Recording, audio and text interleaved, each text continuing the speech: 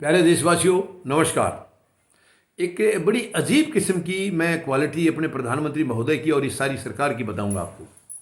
देखिए, देश मुसीबत में तो तब से है जब से ये आए हैं। इन्होंने हर वर्ग को नज़रअंदाज किया है, हर वर्ग को नकारा है।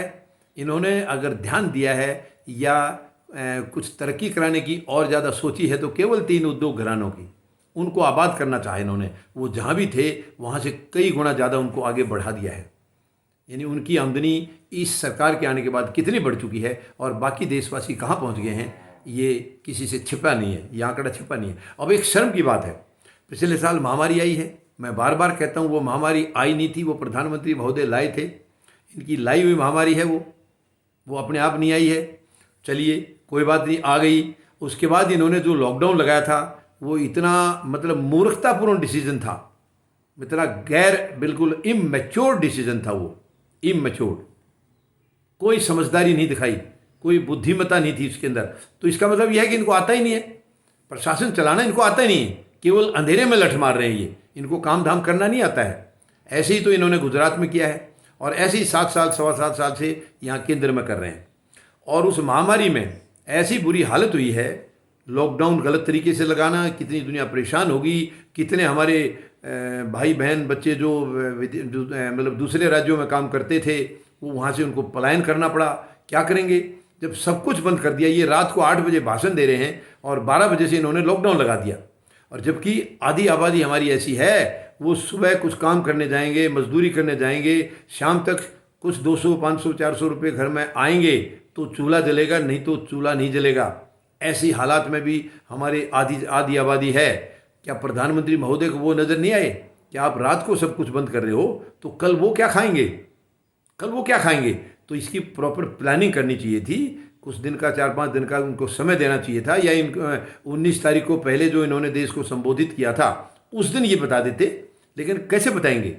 इनको तो है ही नहीं, फोरकास्टिंग है ही नहीं, आगे की सोच तो इनके अंदर है ही नहीं कहीं भी आज तक। देखिए, मैं कोई व्यक्तिगत तौर पे इनके ऊपर दोष नहीं लगा रहा हूँ, लेकिन जो ये कर रहे हैं, जो उससे दिखाई दे रहा है, मैं तो वही कह रहा हूँ। और ये मैं अकेला नहीं, सारा देश जानता है, सारी दुनिया जानती है कि इनके पास कोई दूरदृष्टि नहीं है, कोई आगे की सोच नहीं है, भविष्य का कोई सोच रहा है, भविष्य का कि ये हाल का भी नहीं सोच रहे। अब फिलहाल क्या करना है, क्या गलत है, क्या सही है, वो भी इनको मालूम नहीं है। ये देश को अंधेरे में ले जा रहे हैं, देश को बर्बाद करते जा रहे हैं। अब चलिए, उसमें बहुत लोगों के धंधे बंद हो गए थे, काम धंधे बिल्कुल उजड़ गए थे। कई लोग तो अब तक भी उभर नहीं पाए हैं। कुछ छोटे लेवल के जो कारखाने मिडिल लेवल के थे वो उभर नहीं पाए हैं। काफ़ी इंडिविजुअल जो छोटा मोटा अपना धंधा कर रहे थे, छोटी छोटी दुकानें चला रहे थे, वो उभर नहीं पाए हैं। और सरकार ने फिर ये कहा है अभी भी, और बड़ी वाहवाही लूट रहे हैं चुनाव में। हर चुनाव में ये बोलते हैं 80 करोड़ लोगों को हमने 5 किलो के हिसाब से फ्री राशन दिया है। 80 करोड़ लोगों को। मैं यहाँ सबसे पहले तो ये सवाल पूछना चाहूँगा, प्रधानमंत्री महोदय, अगर आज भी इस देश की हालत ये है कि 80 करोड़ लोगों को फ्री का राशन देना पड़ रहा है, तो आपके लिए तो शर्म की बात है ये। तो आप कर क्या रहे हैं? आप किसके लिए काम कर रहे हैं? क्यों अभी तक 74 साल आज़ादी के बाद भी जनता को फ्री के राशन की ज़रूरत है? क्यों वो पैरों पर नहीं खड़े हुए? क्यों उनको अभी तक रोजगार नहीं दिया गया, या क्यों उनके काम धंधे शुरू नहीं कराए गए? आप इसकी वाहवाही लूट रहे हैं। ये तो शर्म की बात है किसी सरकार के लिए कि उनको फ्री का राशन देना पड़ रहा है।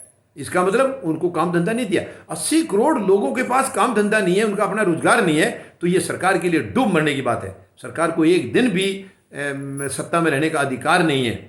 80 करोड़ लोग, यानी 140 में से आधे से ज़्यादा आबादी हमारी आज भी बिना काम के है, बिना सहारे के है।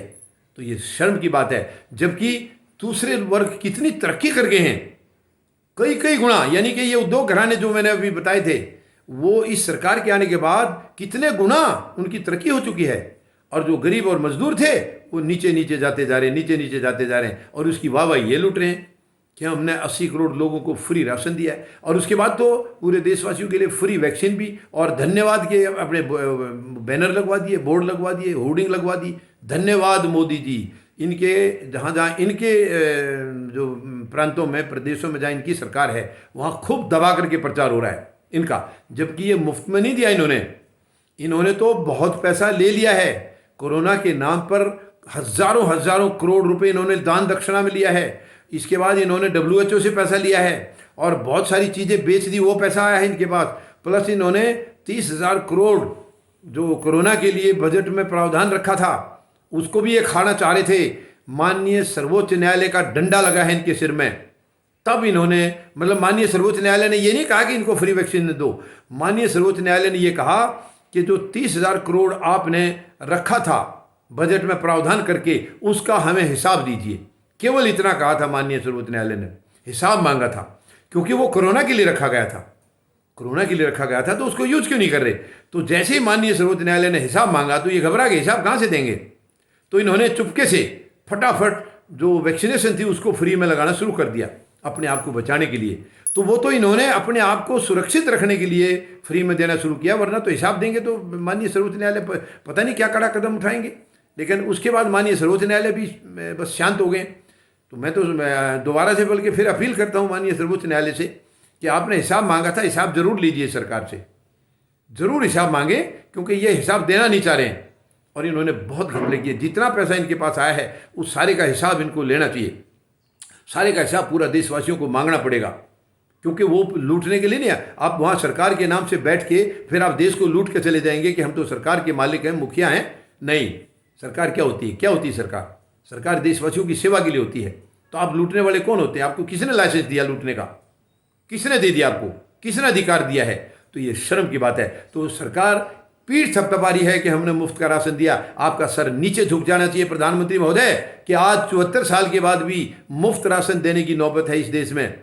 ऐसे लोग हैं आज भी 80 करोड़, आपने खुद बताया है कि 80 करोड़ लोगों के पास आज काम धंधा नहीं है। ये शर्म की बात है सरकार के लिए।